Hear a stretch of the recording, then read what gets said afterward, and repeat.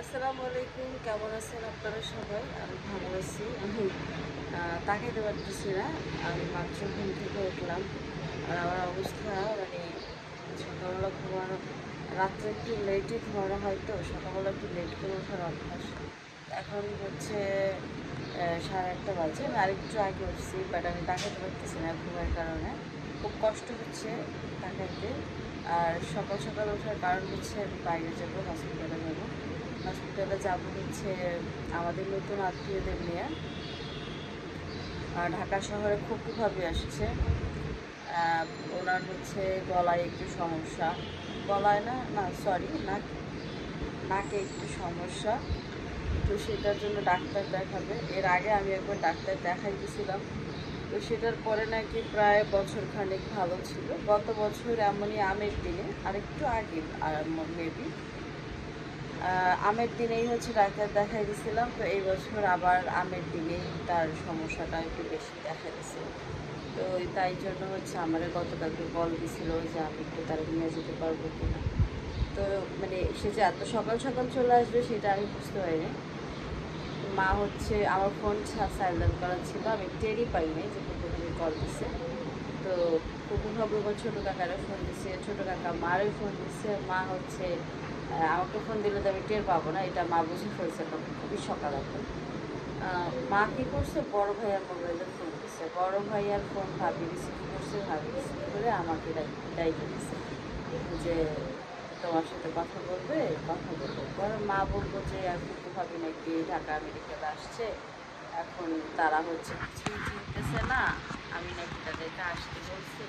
এখন ওর কথা তো সত্য, আমি তো আসতে বলছি আর আমার এত ফোন পাইছে। তারপরও কি বলবো, কিছু বলার নাই, কারণ আমার জন্যই তারা আসছে। আমি বলছি আসতে, ঠিক আছে ভাবে আসেন, আমি ডাক্তার দেখাই। তো সেই জন্য হলো যাচ্ছি, কিন্তু আমি তাকাইতে পারতেছি না, এটা ভালো খুবই খারাপ লাগতেছে। আমি ফ্রেশ হয়েছি, মানে মুখ টুক কিন্তু ধুয়েছি, ধোয়ার পরও আমি তাকাইতে পারতেছি না। আচ্ছা যাই হোক, সব কিছু মিলাইয়া যাই, গিয়ে দেখি ভাবের কী অবস্থা। আর অনেক বেশি খারাপ না হইলে সে আমাকে কন্ট্যাক্ট করে আসতো না, আমি এটা বুঝতে পারছি। আর সেজন্যই যাচ্ছি, দেখা যাক। আর তাছাড়া গতকালকে মেহরা ঢাকাতে গেল, আর আজকে পুরোপুরি ঢাকায় চলে আসছে, বিষয়টা কিন্তু খারাপ। হ্যাঁ, তারপরও অনেক সিরিয়াস কন্ডিশন না হইলে অবশ্যই আসতো না, আমি ওইটাও আমি বুঝি। তো আমি যাই, গিয়ে দেখি যে কী অবস্থা। যদি বেশি খারাপ হয় তাহলে অবশ্যই ডাক্তার দেখায় বাসায় নিয়ে আসবে। আর যদি বলে যে না চলে যাবে, তাহলে তার কিছু করার থাকবে না। তো দেখি কি হয়। কারণ এখন হয়তো নতুন আত্মীয় হয়েছে, তার আগেও তো সে আমার ভাবিই ছিল। তো সাথেই থাকেন, ভিডিওটা দেখতে থাকেন। যাই আমি গিয়ে দেখি কীভাবে কী অবস্থা, সে এখন কী করতেছে।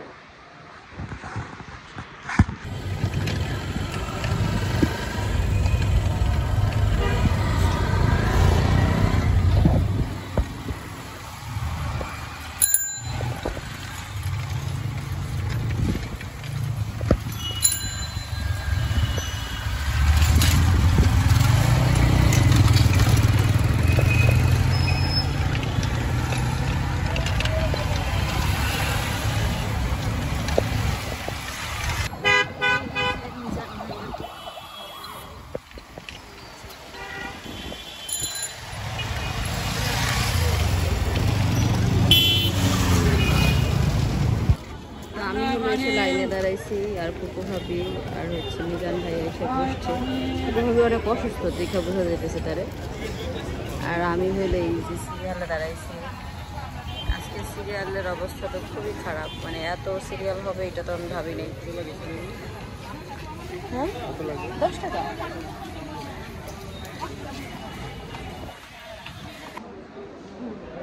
অসুস্থ হয়ে কালো হয়ে গেছে, তার মনে হয় কাজ করে আমি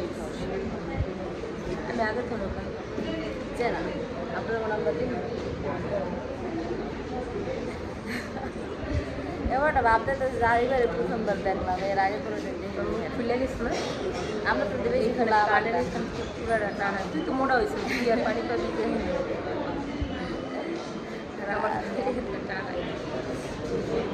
কীভাবে অনেক অসুস্থ, ভালো হয়ে গেছে গা, অসুস্থ ঠেলায়। তারপর আমরা অনেক কাজ দেশে বাদাম পাট সব ভুট্টা সব কিছু নিয়ে আলুই জেলে এনেছি, পুরাই বেরোস্ত করতেছে আমার বাইরে। সাথে আছি সিটিজেন একসাথে সিরিয়ালে। দেখা যাক কখন, যদিও আজকে লোক খুবই কম, এত কম পাওয়া যাবে এটা আমি আসলে আমি ভাবছিলাম। নিচে দেখে মনে করছিলাম অনেক রুগী হয়তো পুরাই সাথে কিনা রুগী কম আছে। হ্যাঁ, বেশিক্ষণ লাগে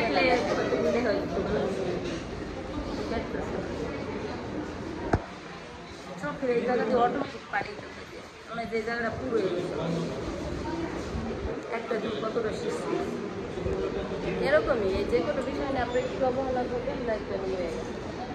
আর সবাই ওই সময় কিন্তু এই যে করতে গেছিলাম টাকাতে আবার আনতে গেছিল 2 মাস পর আর আনা হয় না। তাহলে আপনি বিয়ে হয়ে গেলেন ডাক্তার দেয় ওটার কথা সমস্যা তো কম হয়েছে।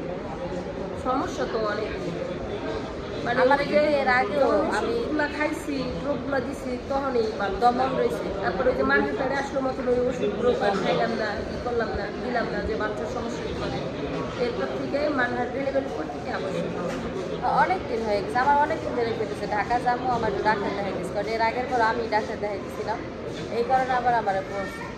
তো আমি সাথে যাই দেখাইতে বলি, তো সেও আর আসে না, এই জন্য দেখানো হয়নি। এখানে একদম ঠেকাই আইছি। তুই অবশ্য বলছিলি যে ভাবি আসেন তাহলে আমি ডাক্তার দেখাই যে করে দেয় আমি আসে অনেক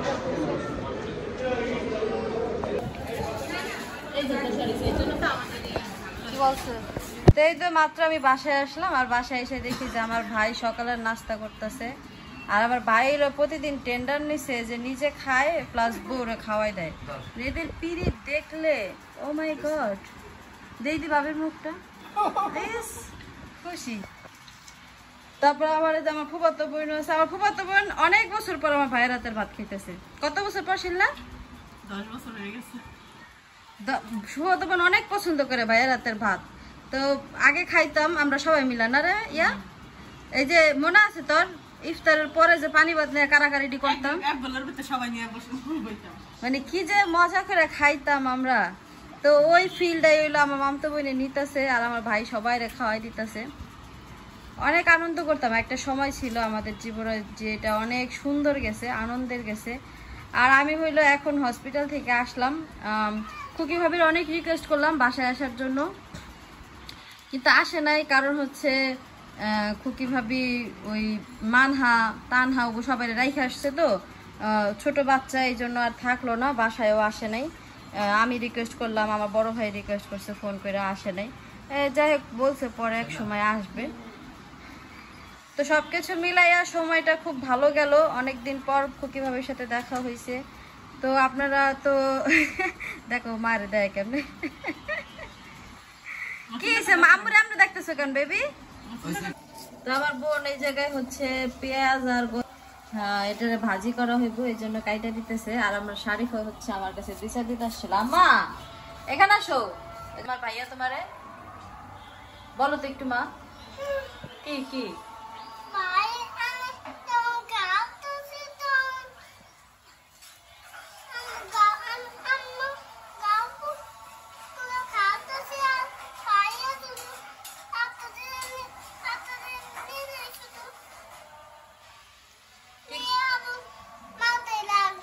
মাথায় লাগায়? ভাইয়া তোমার অনেক ডিস্টার্ব করে না? শোনো হয়েছে কি শারিফা, এই যে ছেলে মানুষগুলো আছে না, হ্যাঁ মানে ভাইয়া যারা, বুঝছো, এই দুনিয়াতে ভাইয়া যারা, তারা দুনিয়াতে সৃষ্টি হয়েছে বৈনগো মনে করো যে সবসময় ডিস্টার্ব করার জন্য, বুঝছো? প্রচুর ডিস্টার্ব করবে ভাইয়ারা। আর এইটা যে বোন মেনে নিতে না পারবে, সে বোন হইতে পারবে না। এখন তুমি তো খুব ভালো বোন, তাই না? অনেক ভালো বোন না তুমি শারাফতের? হ্যাঁ বেবি, এই জন্য হচ্ছে তোমার এটা মেনে নিতে হবে, কষ্ট হলেও মেনে নিতে হবে, বুঝলা? আরে রাগ করছি। শারাফাত তুমি কিন্তু বইনারে ডিস্টার্ব করবে না একদম, ঠিক আছে? তুমি কিন্তু প্রচুর ডিস্টার্ব করো।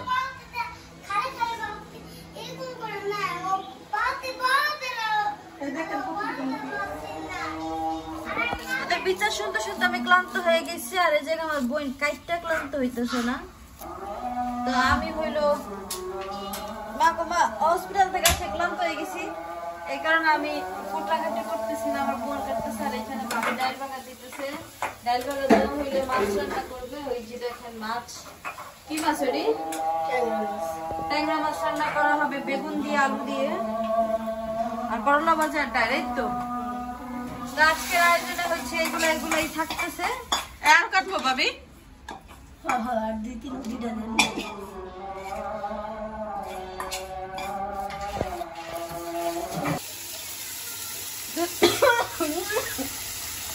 ভেবেছিলাম একটু ঠান্ডা মাথায় ভিডিও করবো, আর পরে আমার বাড়ি কাজ পাত সব করাই নিতেছে আমার এটা। তো ভাবি হইলো রান্না করতেছে ট্যাংরা মাছ দিয়া, হচ্ছে বেগুন আলু দিয়া। তো এখন হইলো মশলা কষাইবো। বাবার আসি যাইতেছে কেমন জাজ চুলা বাড়ানো ছিল যে। ভাবি ইদানিং বাবা রান্না হয়েছে, চুলা বাড়াই বেড়াই রান্না। আগে খালি আমরা রান্না জাজ ধরে, তখন ভাবি রান্না জাজ ধরে। এই গরম চুলা তোলা কত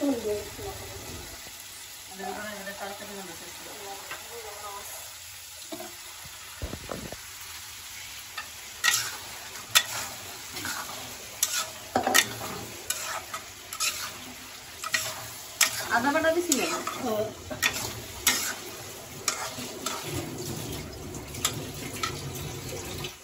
চুলাতে বাড়ি দিলে সমস্যা।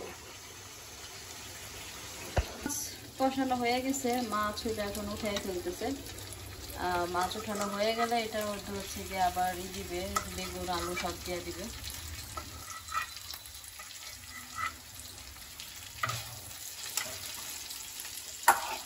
প্রথমে আলুটা দিব, পরে দিব আলু দিয়া বেগুন গুলো দিয়ে।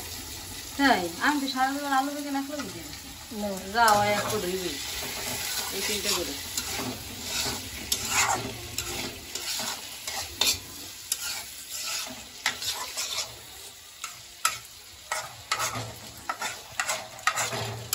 এখন আবার আলুটা একটু সিদ্ধ দেবো, তারপর বেগুন দেবেন না? এবার আবার বেগুন সিদ্ধ দিতে লাগবো না? ডাবল ডাবল একটু গ্যাস খরচ করবো, আমি বাইরবো। এক লোকে দিয়ে দেন। চিন্তা করে রান দে, আমরা এলপি গ্যাস না, আমার বাইরবো নকশা শুরু করছে।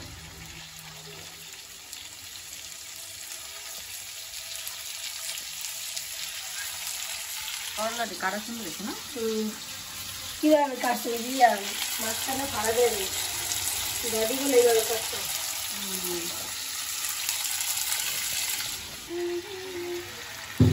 তো এই তো এখন বেগুন দিয়ে দিচ্ছে, বেগুন দিয়ে কষা হইতেছে, এরপরে পানি ঢেলাম, বলক আসলে মাছ দিয়ে দিবে, আর এই যে পানি গরম করতে দিচ্ছে।